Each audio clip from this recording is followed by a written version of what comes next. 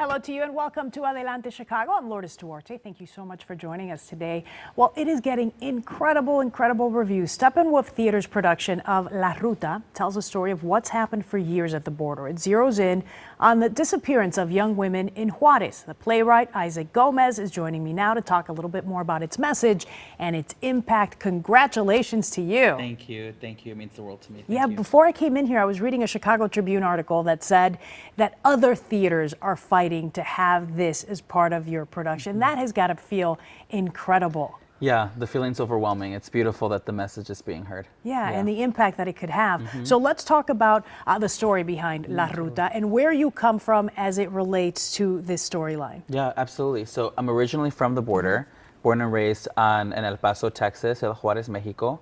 And as a kid, you know, we used to cross the border often, but stopped when the violence started going so bad. And so we stayed on the El Paso side for a while.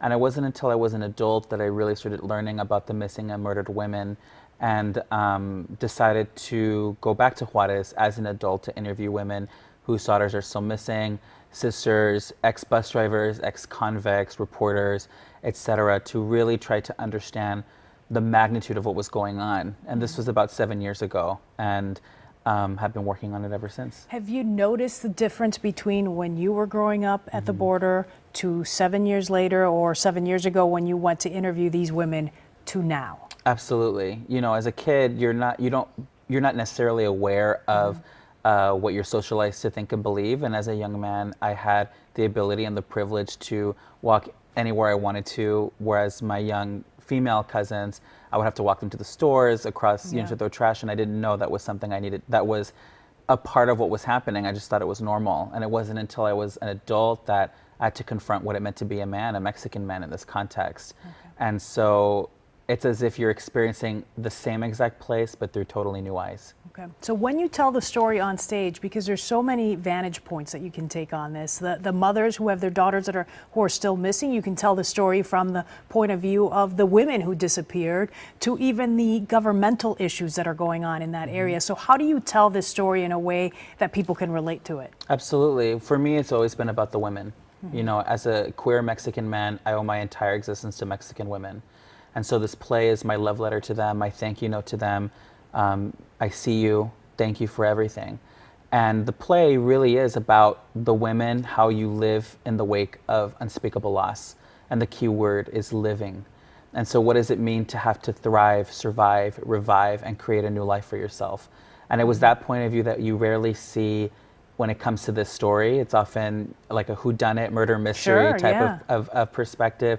Whereas this is, no, these are the women, these are their stories from their mouths and their words, and what's happening now. And we're living at a time when these stories are so important to highlight what is happening at the border and what's to come. Absolutely. Are you hoping this serves as a tool for activism for so many families? Absolutely. You know, I think one of the things that a mother whose daughter is still missing, whom one of our focal characters is based on, that she said to me is, you know, for anyone who's watching this, to anyone who might know where my daughter is or the other daughters might be, have pity on the family suffering and give them back.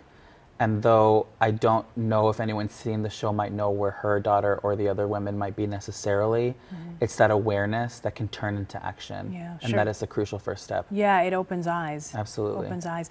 Tell me a little bit about yourself. I know you said you grew up at the border. I told you I read that Chicago Tribune article, which went on and on about just how incredibly talented you are, and how people are really looking forward to your work. What other things are you working on, or what other stories would you like to tell? Yeah. I mean, you know, my plays are very much about power. They're very much about Mexican people in my eyes and in my lens. A lot of it is unearthing secrets from my family and trying to reconcile. Personal stories, very personal, but, you know, fictionalized, of course. You know, so I'm going to Denver in February to continue working on a play about my mom, who was the store manager at Walmart. Modern Christmas Carol is what I call it. And other plays dealing with, you know, how do we live in the world today when it comes to race, to power, class, etc. Yeah. So even though in this particular instance you tell the story of the border, you're Yes. looking at delving into a lot of different issues. 100%, always. Yeah. Okay. Sounds good. Do you have anything other than La Ruta that's on right now that maybe we should be looking towards? Not currently, but there's a lot of plays in the fire that I can't really talk about right now. But just keep your eyes peeled. Chicago and New York, there's more to come. Okay, so Chicago and New York. Yes, yes. So there's things that you're looking at doing there as well. Oh, absolutely. Yeah. Yeah, more to come. How did you even get into this field, Isaac? Yeah, I mean, I've always been a writer. Ever since I was a kid, I was always writing. Mm-hmm. I never knew being a playwright was something I could be. You know, as a young person growing up in a working class family, the arts wasn't something that was actively in my life.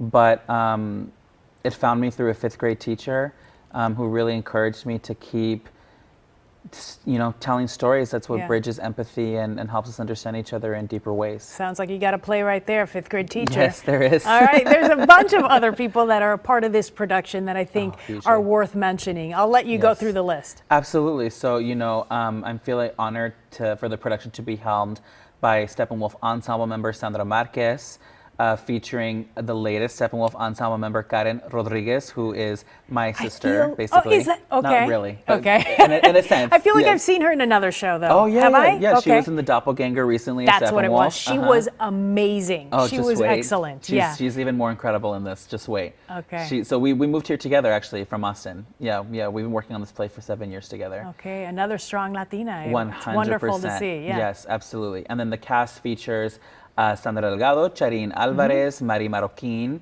Alice Lacuna, Isabella Garrisol,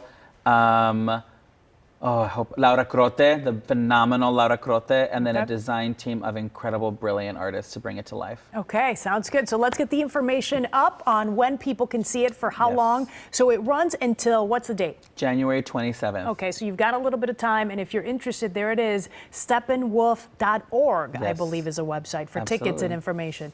Okay, La Ruta, thank you so much, Isaac, for coming in. Come back anytime. Thank you for having me. It means the world.